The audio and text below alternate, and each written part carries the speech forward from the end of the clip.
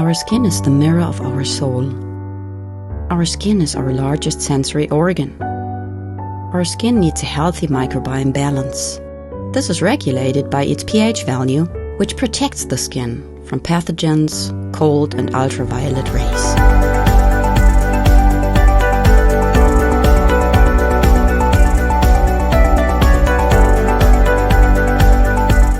Sebamed protects your skin.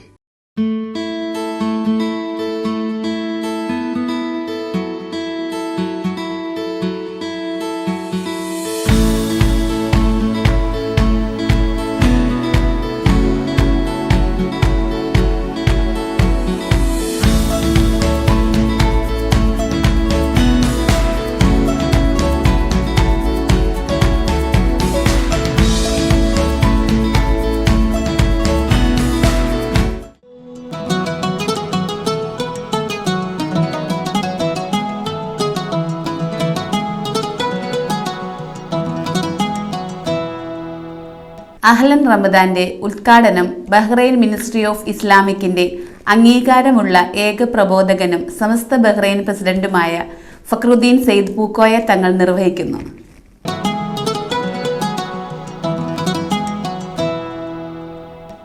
ബിസ്മില്ലാഹി വൽഹംദുലില്ലാഹി വസ്സലാത്തു വസ്സലാമു അലാ സയ്യിദിനാ റസൂലില്ലാഹി വബഅദ്. അസ്സലാമു അലൈക്കും വറഹ്മത്തുള്ളാഹി. ബഹുമാനികളെ, ലോകമെമ്പാടുമുള്ള വിശ്വാസികൾ റമദാൻ എന്നുള്ള ഒരു മാസക്കാലം വ്രതം എന്നുള്ള പ്രാർത്ഥനാപരമായ ഒരു പ്രവൃത്തി ചെയ്തുകൊണ്ട് പടച്ചവൻ്റെ പ്രീതി സമ്പാദിക്കുന്ന ഒരു മാസക്കാലമാണ് റമദാൻ മാസം.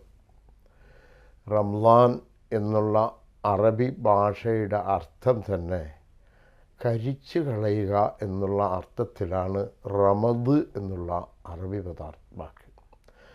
അതിൽ ഇന്ന് ബഹ്റൈനിൽ 1/3/2025 റമളാൻ്റെ ആദ്യത്തെ ദിവസമായിട്ട് Bahrain ministry of justice, Islamic affairs and ഔഖാഫ് ഡിക്ലെയർ ചെയ്തിട്ടുണ്ട്. അത് കാരണം ഇന്ന് ബഹ്റൈനിൽ റമളാൻ്റെ ആദ്യത്തെ ദിവസമാണ്. ഈ പരിശുദ്ധമായ ഈ മാസം പ്രമാണിച്ച് ബഹ്റൈനിലെ വളരെ പ്രശസ്തമായ ബഹ്റൈൻ മീഡിയ സിറ്റി സംഘടിപ്പിക്കുന്ന ഒരു മാസക്കാലത്തേക്ക് അവർ തീരുമാനിച്ചിട്ടുള്ള അഹ്ലൻ റമദാൻ എന്നുള്ള പ്രോഗ്രാമിലാണ് നമ്മളുള്ളത്. അതിൻ്റെ ആദ്യത്തെ ദിവസമാണിത്.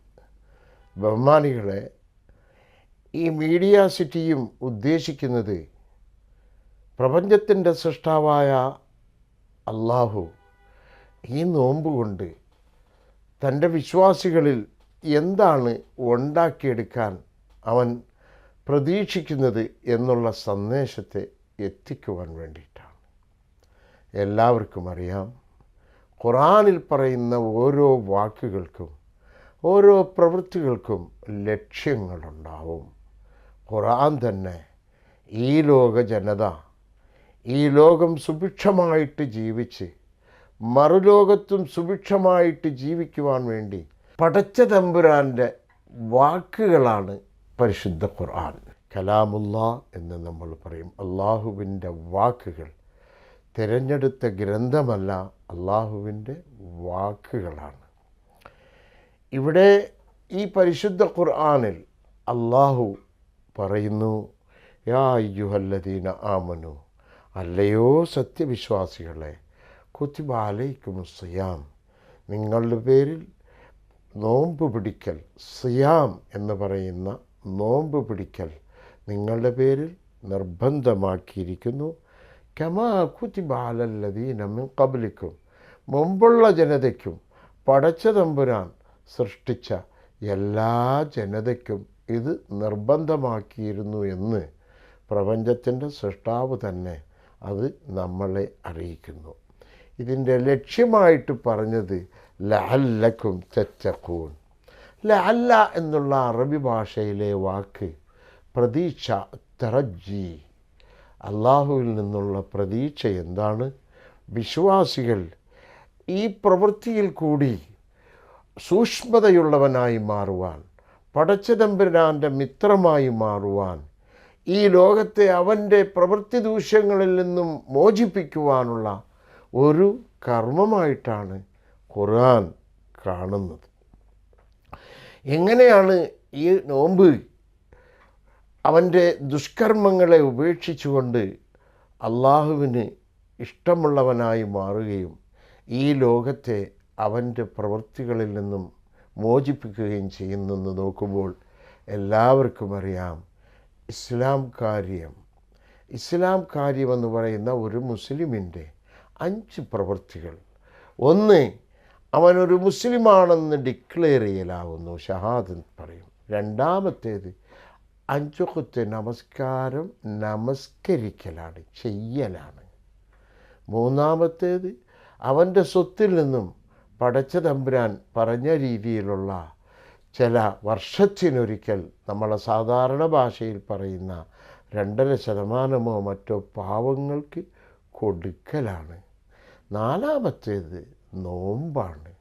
അഞ്ചാമത്തേത് ഹജ്ജ് ചെയ്യലാണ്. ഇതിൽ ഈ നോമ്പ് മറ്റ് പ്രവൃത്തികളിൽ നിന്നും എങ്ങനെ വ്യത്യാസമാവുന്നു? നമസ്കാരം നീ ചെയ്യലാണ്, അതിന് ഒരുങ്ങലാണ്. സക്കാത്ത് ആ പൈസ നീ കൊടുക്കലാണ്. ഹജ്ജ് നീ ചെയ്യലാണ്. നോമ്പോ ചെയ്യലല്ല, ചെയ്യാതിരിക്കലാണ്. ഇവിടെയാണ് നോമ്പുകാരൻ്റെ ലക്ഷ്യം.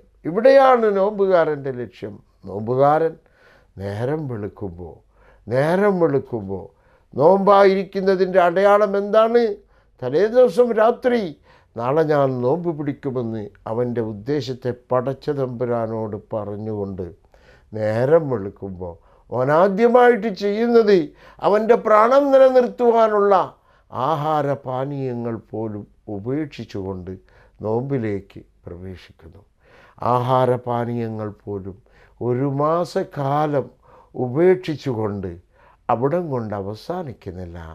അവിടെ വീണ്ടും അവൻ ഈ ലോകമെന്ന് അനുഭവിക്കുന്ന ദുരന്തം പള്ളികളുടെയോ ചർച്ചുകളുടെയോ പ്രാർത്ഥനാ സ്ഥലങ്ങളുടെയോ കുറവ് കൊണ്ടായിട്ടല്ല, നേരെ മറിച്ച് മനുഷ്യരുടെ പ്രവർത്തനങ്ങൾ കൊണ്ട് ഉണ്ടാവുന്ന ദുരന്തങ്ങളാണ്. ഒരു വിശ്വാസി ഒരുപാട് പ്രാർത്ഥിച്ചെന്ന് വരാം, അത് അവൻ്റെ സമുദായത്തിൽ റിഫ്ലക്റ്റ് ചെയ്യുന്നത് വളരെ കുറവായിരിക്കും. എന്നാൽ ഒരു വിശ്വാസി കള്ളം പറഞ്ഞാലോ ചതിച്ചാലോ മറ്റുള്ളവരെ ചതിച്ചാലോ അവരെ ഉപദ്രവിച്ചാലോ സമുദായം നശിക്കും, നാട് നശിക്കും. അതുകൊണ്ടൊരു വിശ്വാസിക്ക് ഏറ്റവും നോമ്പ് പിടിക്കുന്ന ഏറ്റവും ഉത്തമമായ ഘടകം പ്രവാചകൻ പറഞ്ഞു, വായും വയറും കെട്ടി നോമ്പ് പിടിക്കുന്ന അത്യാവശ്യമായ എല്ലാ കാലത്തും പടച്ച തമ്പുരാൻ നിനക്ക് തിന്നുവാൻ അനുവദിച്ച ആ ആഹാരം പോലും ഉപേക്ഷിച്ചുകൊണ്ട് നോമ്പ് പിടിക്കുന്ന നീ ഒന്ന് മനസ്സിലാക്കണം, കളവ് പറയുക, ചതിക്കുക, ഇവയെല്ലാം നിർത്തലാക്കാൻ സാധിച്ചില്ലെങ്കിൽ നീ പട്ടിണി കിടക്കണ്ട എന്ന് പ്രവാചകൻ പറയുകയുണ്ടായി. എന്താണ് കാരണം? ഞാനൊരു വിശ്വാസിയാണ്, ഒരുപാട് നമസ്കരിക്കുന്നവനാണ്. പക്ഷേ ഞാൻ കളവ് പറയുമെങ്കിൽ എൻ്റെ ഭാര്യ അതിൻ്റെ ഭവിഷ്യത്ത് അനുഭവിക്കും, എൻ്റെ മക്കൾ അത് അനുഭവിക്കും, എൻ്റെ അടുത്ത വീട്ടുകാരൻ അനുഭവിക്കും. അങ്ങനെ 1 മാസക്കാലം വിശ്വാസി അവൻ തന്നെ അവൻ്റെ ആഹാരപാനീയങ്ങൾ ഉപേക്ഷിച്ചുകൊണ്ട് മാതൃകയാക്കിക്കൊണ്ട്, അത് കഴിഞ്ഞാൽ റമദാൻ കഴിഞ്ഞാൽ ആഹാരപാനീയങ്ങൾ അവൻ കഴിച്ചു തുടങ്ങുമെങ്കിലും കളവ് പോലുള്ളവ ഇനി ഞാൻ പറയില്ല, ഈ ലോകം നശിക്കാൻ പാടില്ല എന്നുള്ള ആ തത്വത്തെ 1 വർഷത്തിലൊരിക്കൽ അവൻ പുതുക്കുന്ന ഒരു പ്രാർത്ഥനയാണ് റംസാൻ. അതുകൊണ്ട് ഈ റംസാൻ വ്രതം ഈ ലോകത്തിന് സമാധാനത്തിൻ്റെ വ്രതമാവട്ടെ, ശാന്തിയുടെ വ്രതമാവട്ടെ.